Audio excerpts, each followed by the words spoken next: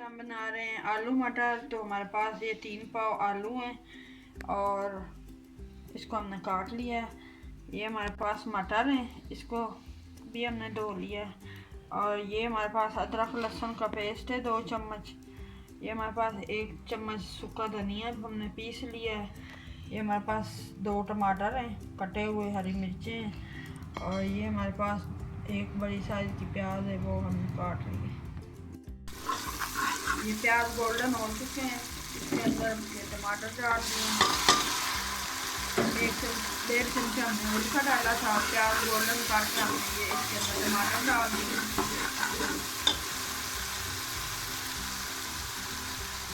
ये अदरक लहसुन का पेस्ट 2 चम्मच ये भी हमने इसमें डाल दिया।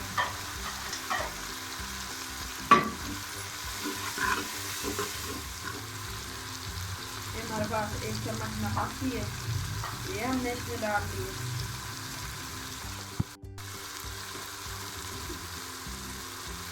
ये 1 चम्मच हमारे पास लाल मिर्च है, ये हमने डाल दिए। इसको हम भून लेते हैं। इसका पानी का डाल, इसको हम 5 मिनट के लिए पका लेते हैं, जब मसाला जब गल जाएगा। मसाला जो है ये हमारा गल चुका है, 5 मिनट हो चुके हैं, तो मसाला हमने गला लिया। तो अब इसको हमने भून लिया है, इसके अंदर अब आलू हम शामिल कर देंगे। 3 पाव हमारे पास आलू थे और आधा किलो ये मटर, ये भी हम इसको शामिल कर देंगे।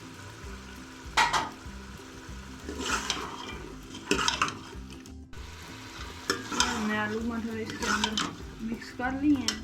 अब 1 कप हम इसके अंदर पानी का डाल रहे हैं और इसको हम 5 मिनट के लिए आस्ता आंच पे रख रहे हैं ताकि ये गल जाए।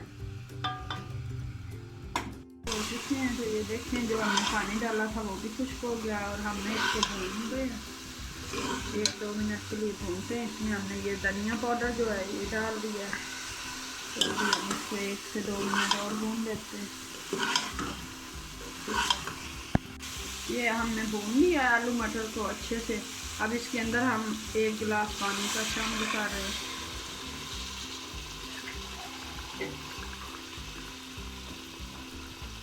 एक गिलास हमने शामिल कर दिया है और ये दूसरा गिलास।